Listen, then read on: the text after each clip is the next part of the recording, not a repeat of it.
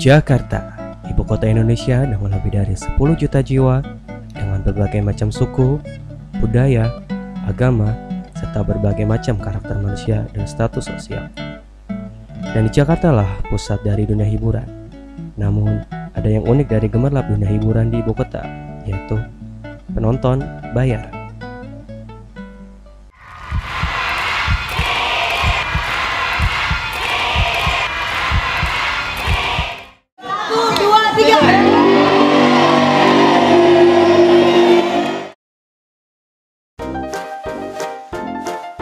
Hah? Penonton bayaran? Oh, yang biasa di TV-TV itu ya? Yang alay. Yang alay bukan sih? Bener gak sih? Yang suka joget-joget itu? Iya, yang alay itu kan? Yang di TV-TV. Penonton bayaran itu ya, yang ada di TV kan, yang suka pagi-pagi kalau ngomong itu ngomongnya lalala ye. Alay banget. Gak jelas deh. Gak banget sih kalau menurut kita mah. Apa ya, kayaknya gue pernah ditawarin sih buat ikut begituan, tapi nggak banget kayaknya kalau ikutan begituan. Kayaknya nggak, kalau penonton kayak gitu nggak mendidik gitu. Kerjanya cuma gini-gini doang. Kayak orang nggak ada kerjaan gitu, beneran. Menurut saya penonton bayaran itu kerjaannya ya kayak orang-orang alay gitu, males semua kerjaannya. Paling cuman datang terus joget-joget nggak jelas.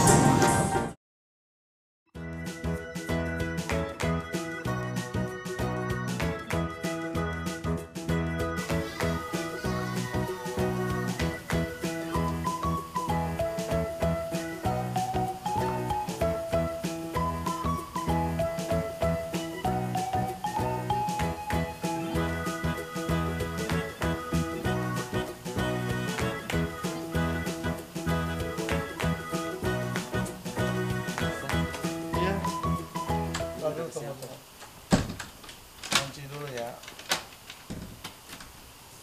Ayo berangkat, kita berangkat, let's go.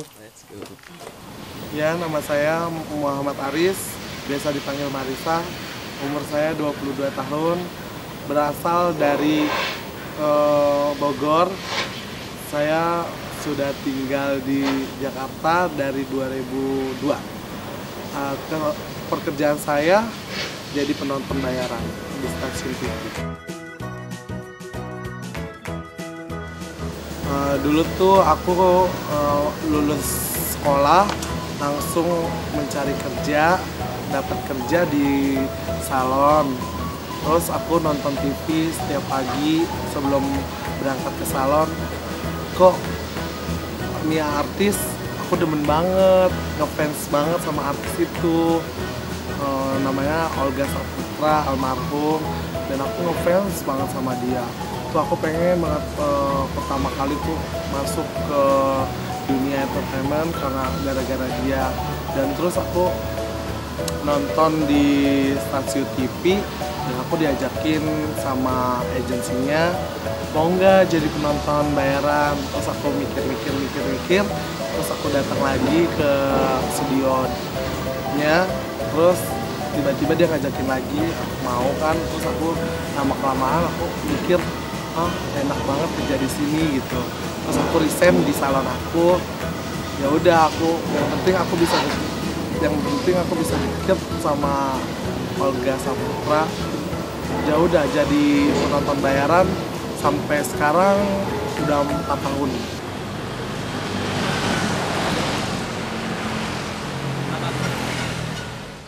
Awalnya sih malu, terus pendiam, terus nggak kenal sama siapa-siapa kan.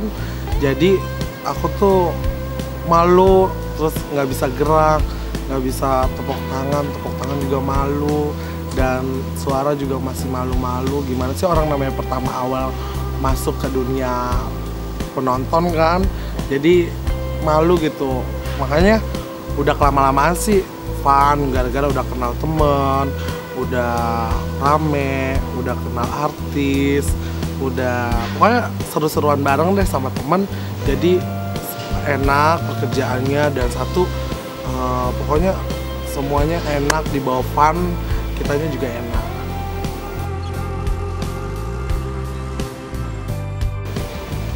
Awal aku masuk penonton, aku pertama kali dibayar 15.000.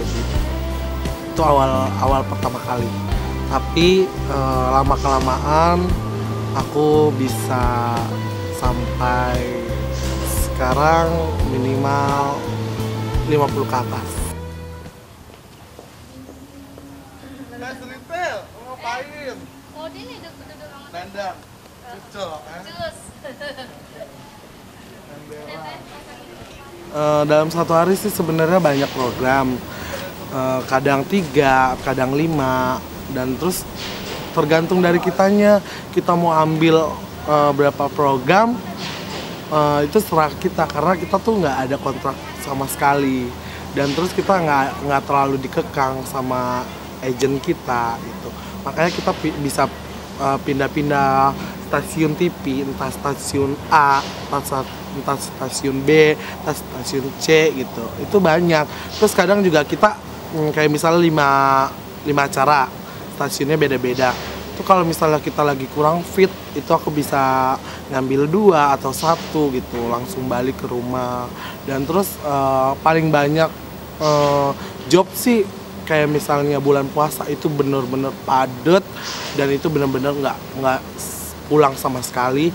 Di kosan itu nggak bener-bener sama sekali pulang, karena emang itu dari pagi ketemu pagi itu selalu banyak job. 1, 2, 3.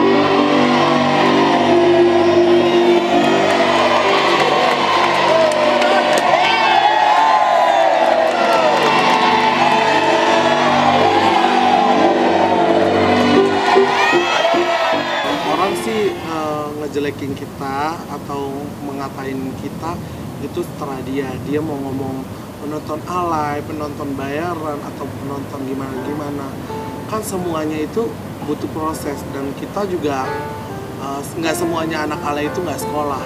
Anak alay itu ada yang kuliah, ada yang sekolah, ada yang sekolah sanggar, ada yang S1, ada yang D3, itu semuanya pada sekolah.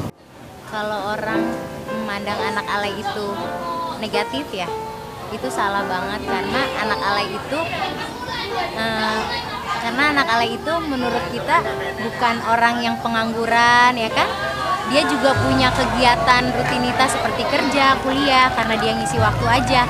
Waktu senggangnya dia nonton acara-acara dahsyat karena mungkin ngefans sama idolanya. Dan kalau untuk nonton alay, jadi penonton alay ini apa tadi namanya?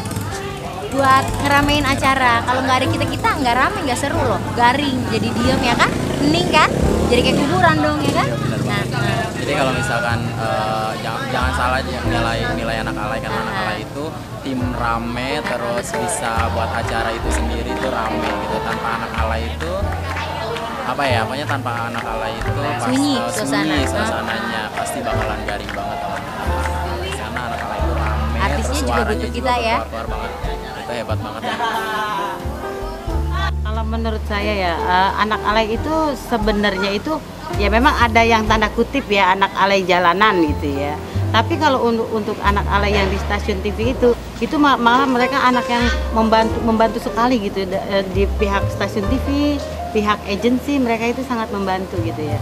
Memang ada sebagian mereka setelah acara itu mereka ngalay lagi, itu terserah mereka ya. Tapi dalam yang di tempat saya ini, dalam wadah saya ini, mereka itu anak alay itu sebenarnya sih anak yang baik ya, yang apa ya, ya sebagian dari mereka pun banyak yang berpendidikan tinggi, banyak yang kuliah, banyak yang kerja. Yang pengangguran itu bisa dihitung jari ya. Tapi kalau yang sekolah itu banyak, mereka ada yang dari sekolah di SMK, ada yang di SMU ya, ada yang kuliah. Penonton itu di dahsyat, khususnya sahabat dahsyat, itu sangat penting karena biar suasana dalam studio itu lebih hangat, ya kan? Hype-nya juga kerasa, crowd-nya kerasa. Karena programnya ini kan program fun, ya kan? Yang cair, kemudian tidak terlalu serius. Walaupun kita bikinnya serius, tapi hasilnya harus yang lebih agak fun. Jadi penonton itu sangat penting. Dia yang membangun suasana pada saat si host punya konten biar lucu, penonton akan ketawa, ya kan? Tepuk tangan, jadi memang sangat penting. Ya. Kayak misalnya aku tuh pernah jalan kemana gitu, kayak ke mall atau nongkrong atau ulang tahun temen gitu, atau kemana gitu, pokoknya banyak ada yang minta foto, sampai-sampai tuh kayak misalnya orang yang jualan baju gitu, kayak ke mall kita ada orang yang jualan baju ngomong gitu, itu kan sering ada yang di TV gitu, itu kan penonton bayaran, itu kan penonton alay gitu. Ada juga yang ngatain, terus ada juga yang benar-benar menghargai pekerjaan kita sebagai penonton bayaran gitu. Banyak yang kalau misalnya kita di jalan, ih alay.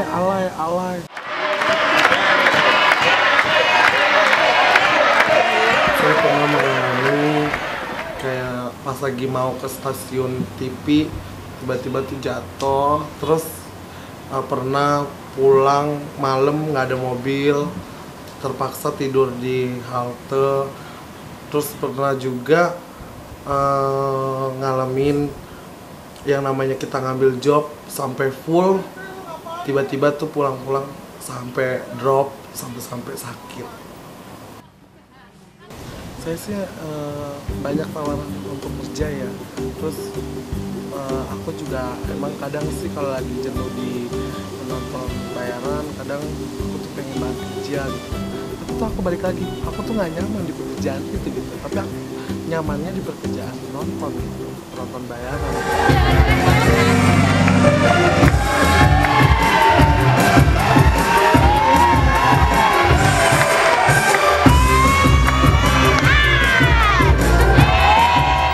Awal-awal sih keluarga pada nggak ada yang setuju. Kadang tuh nyokap kadang bilang gini, kenapa sih bukannya kerja, enak tahu kerja, punya gaji bulanan, punya pokok. Sebenarnya sih emang pengen kerja, tapi tuh balik lagi, aku tuh pengen ketemu sama idola aku, dan aku tuh pengen masuk dunia entertainment gitu, bisa kayak Olga, bisa ngebanggain orang tua aku, bisa ngangkat derajat orang tua aku, terus bisa naikin haji mama atau papa gitu, bisa naikin keluarga aku deh.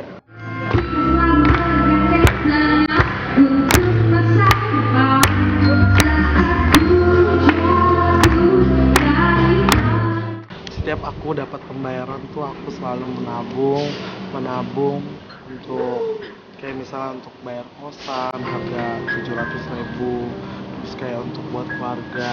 Kadang tuh bayaran aku tuh berapa duit dan aku selalu kumpulin, nanti aku bagi-bagi, kayak misalnya buat bayar kosan segini, bayar kosan 700, atau misalnya ngasih orang tua setengah, terus atau pokoknya aku selalu tiap bulannya tuh aku bakalan ngasih keluarga aku, karena tuh aku tuh pengen ngasih keluarga aku apa, karena biar adik-adik aku sekolah, bantu sekolah, terus untuk jajannya keluarga aku, untuk nyokap aku masak atau apa, itu aku benar-benar nggak mau ketinggalan. Tapi aku tuh kadang kalau misalnya lagi nggak punya duit sama sekali, aku tuh kadang nggak balik, karena tuh benar-benar ya kayak misalnya aku tuh kayak bodoh banget sih aku sampai aku nggak bisa bawa duit buat keluarga gitu, daripada kosan bisa tapi untuk keluarga nggak bisa gitu. Aku mikirnya tuh benar-benar sedihnya di situ doang, tapi sih alhamdulillah Allah selalu ngasih rezeki aku untuk keluarga aku.